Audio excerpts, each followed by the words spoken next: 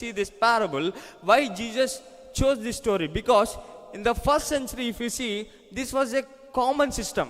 A master would often go to the several places and a long journey, and before he leaves, and a master choose a trustworthy servants, not a simple servants, not a man who was simply called, but he often choose a trustworthy servants. And a talent was not a small coin. Those days it will be like a coins. Talent means if you convert. But that coin is, if you see the large amount of money it is. Almost 20 years of salary. Right?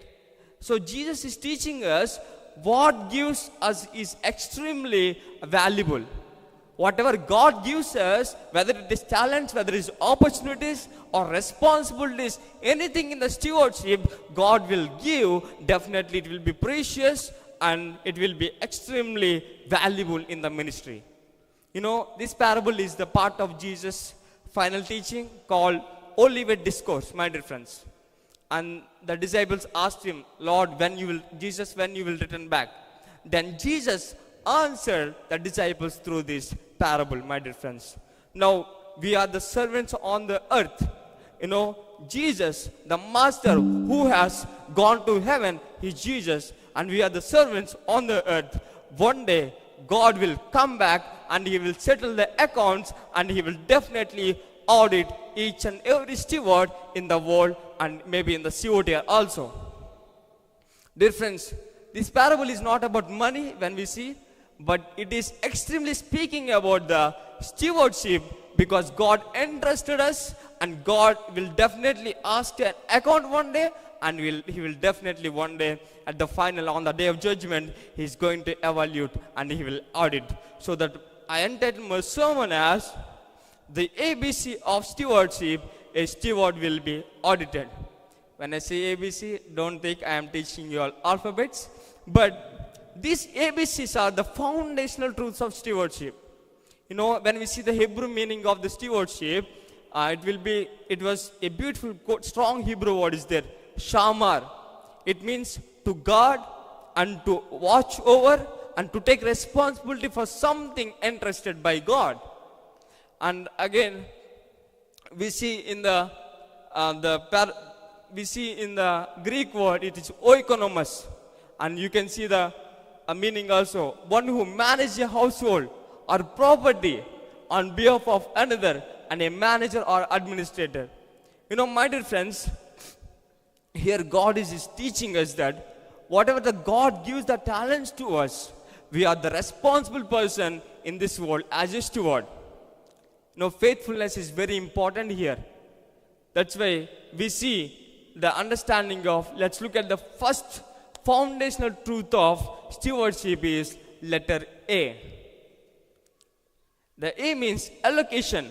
God entrusted each one of us with his resources.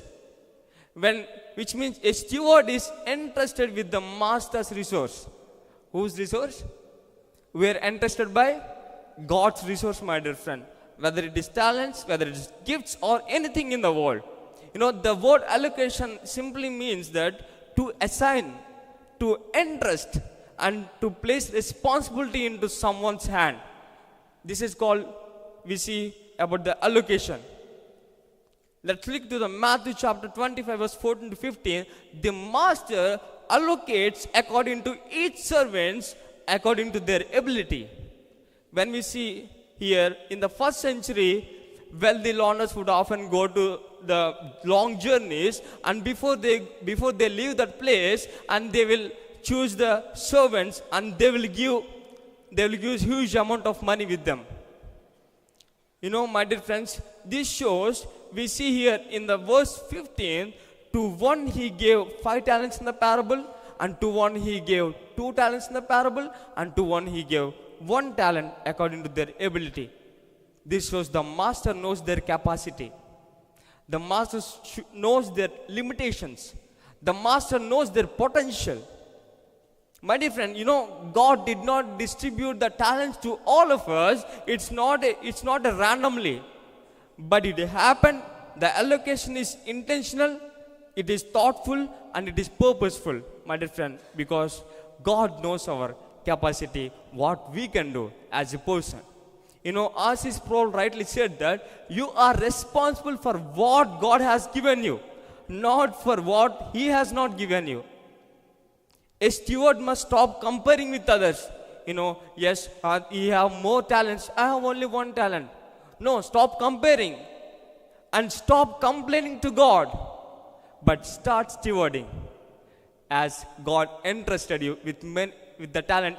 Even it is one talent, you must be faithful to God. Everything you have is not your own. You have to remember that.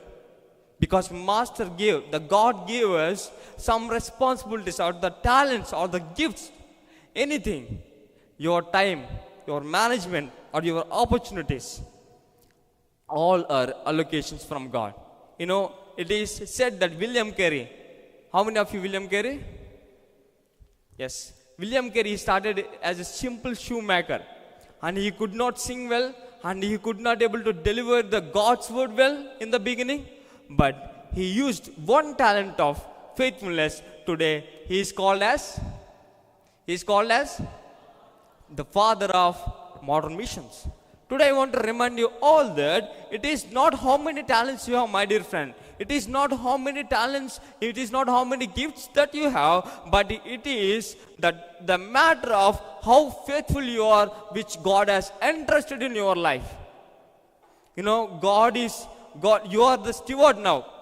God already made you steward because God gave you some responsibilities, God gave you some talents or the gifts or anything, and you must be faithful for that. Here the question comes, are you faithful with what God has already placed in your hands? Examine ourselves. Are we faithful? Not for what you want, not what others have, but what you have now, right now. Are we faithful what God has entrusted us? My dear church, our theme is stewardship, and the truth is very much clear. Every steward will be audited one day. Remember this one. God will not ask what we have. God will not ask what are the talents you have, many talents, but He will ask how you used those talents. Then one day, the one sentence will matter. Well done, good and faithful servant. That is the matter. If you know that a steward will be audited, and then how we are behaving today. Of course, God gave some resources, God gave some responsibilities, God gave some gifts and all, but how we are behaving with that? Are we able to behave well, my dear friend? But steward is, when the steward question comes, what am I doing with God has given me? What am I doing with God has given me? We have to examine ourselves. So, because stewardship is not proven what we receive, but by how we handle it, what we receive. Now, in the foundational truths of ABC, my second truth is B, which means behavior. God asked an account for our behavior. What you do with what you are allocated. God entrusted you with God allocated you, and God entrusted you with some responsibilities or the talents or the gifts, anything, which means a stewardship must be accountable to God.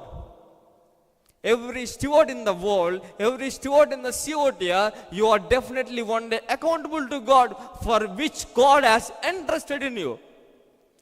After allocation, the stewardship moves to the behavior, right? We see first allocation, now we are seeing the behavior. If allocation answers that question what God gave us, then behavior answers how we behave with what God gave us. That is our examination. The word in behavior in the context of stewardship, it means how a steward handle or how a steward manage or neglects what has been trusted him.